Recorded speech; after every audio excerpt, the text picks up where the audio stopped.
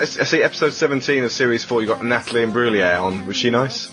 Oh, she was just gorgeous. But I didn't make any connection with her at all, and I was humiliated because I went to a birthday party for the Face magazine in London. It was probably the trendiest party I ever got invited to in that time. And she was at that party, and I was like, oh, here we go. I've got the in. Natalie Imbruglia. Wait, hi, Natalie. How you doing? Total blank. Oh. Me. Yeah. GamesMaster? Didn't even remember. How long was that in between seeing her? The next day. Oh, shit! But the only consolation of that, at that same party, I did grab Kylie Minogue's bum, though, which was one of the greatest things I ever did in my life. She was on the dance floor, and Mia and Kirk. You'll notice Kirk's with me a lot during this time. And so we were walking across the dance floor, probably to get to Natalie Imbruglia, and Kylie Minogue was there. And I know it's borderline abusive, and it's shameful behaviour, but I did reach out and grabbed her arse. Why? Because I could. Were you a Dominik Diamond? That's why. Were you trying to get her on the show? Was that your way? No, it was just purely just that it looked nice.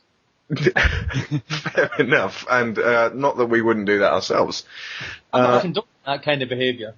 A couple of questions. What was up with the sets? Why a church? Why an oil rig? My wife had a theory on this one. Right. Series 1, a church. Series 2, an oil rig. Series 3, a prison. Series 4, hell. Series 5, heaven. Series 6, Atlantis. Series 7, desert island. She said basically it's where men go to be alone. With the possible exception of Atlantis, I think she's kind of got something there. I mean, what? That's not a bad theory, actually.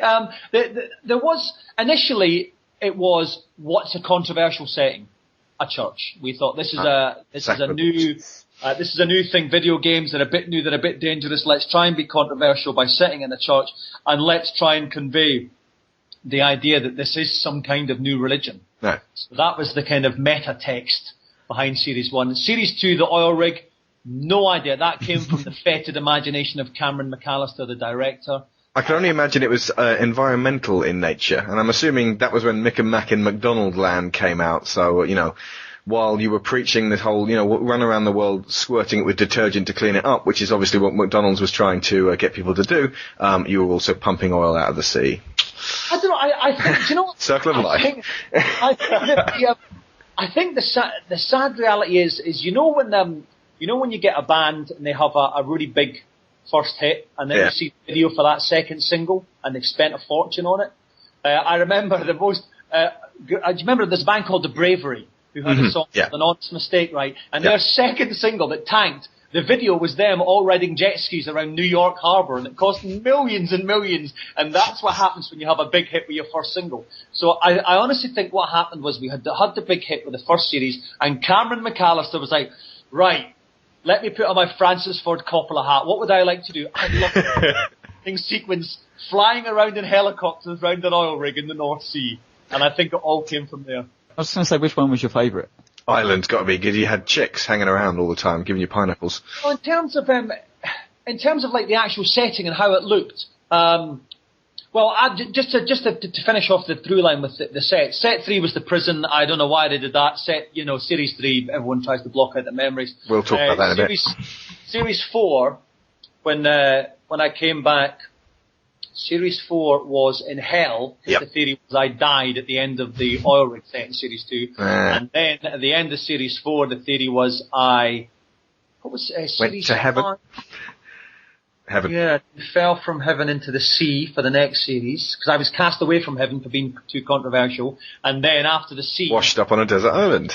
Up on a desert island. So there was a through line to the last 4 series anyway. Brilliant. As I say, that's quite a deep subtext for what was essentially just a game show that at the time was pretty much aimed towards kids, or felt like it was. Well, by that point, they had the shaman playing Wipeout. But it's all part of that whole thing about us trying to do something that was in entertainment forms and TV entertainment forms that was bigger than they were giving video games credit for. I think the most spectacular set was the last one, the desert island set, because we went into a huge big empty studio. We filled it with sand, we filled it with water. I mean, it was you're talking movie style budget. So that was probably the best set. In terms of the best series, I don't know. I think I don't know. Heaven was probably the peak. We had. Yeah, Heaven was probably the peak in terms of what we were trying to do, in terms of the features. Yeah, Heaven was probably the best. And which one was generally then, because of, like you say, it was an expensive production by the sounds of it, time you got towards the back end of all the series is put together. So was it paying for itself? Were the ratings particularly high? Oh, massive. Gosh, it's amazing when I don't know, because I've, left the UK a year ago. But when I left, a big show on Channel 4 was still getting 2 million for a Channel 4 top 10 show. That's what we were getting. We peaked at 3 million, Series 2, and then we floated between 2 and 3 million for the rest of the series. So it was still a huge show. No, the ratings didn't dip at all. It was just the fact that we had, we always had a very interesting relationship with Channel 4. And the longer we went on, the more we genuinely did start to get complaints from parents, because the less we cared about trying to hide the adult content of the show. Yeah.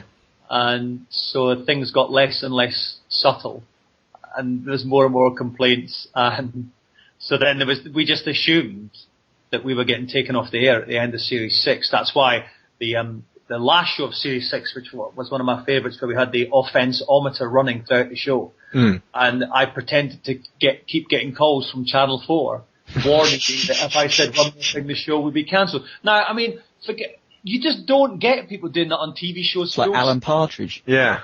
Alan Partridge does it as fiction, but we were doing it as a factual show.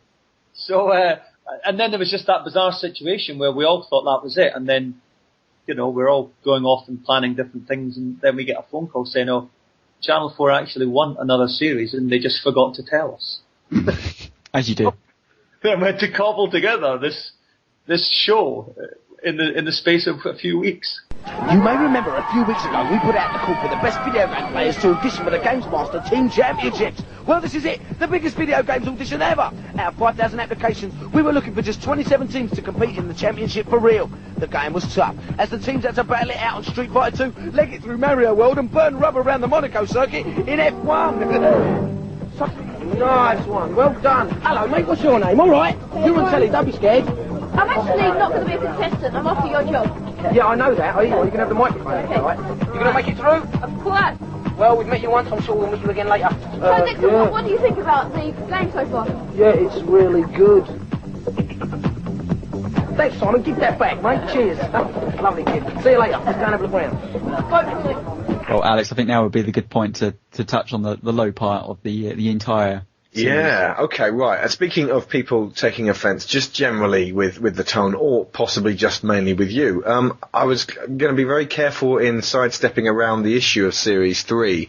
You mentioned something earlier which sort of put my mind to rest. Why couldn't you do Series 3?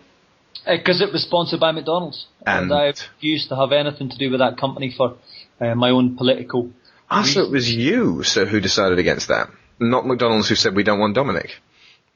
No, not at all. No, I'd said to Jane Tulin, the boss, I said, the minute I heard basically there was a comic called Crisis. I was a big 2000 AD reader as a kid, and there was a comic called Crisis in particular that had a strip called Third World War by the guys who did Judge Dredd. It was Alan Grant and Carlos Ezquerra drawing it. Sorry, I am a big comics geek, by the way. No, that's cool. They had, and this strip was all about how burger companies were destroying the third world. So after that, I stopped eating McDonald's, and then when it came to they were sponsoring it, I was aghast. I was horrified. I said to Jane, I'm not going to do it if McDonald's sponsor it. She got back to Channel 4. Channel 4 said, tough, we've signed a deal. And I said, well, that's it. I'm going. So I went.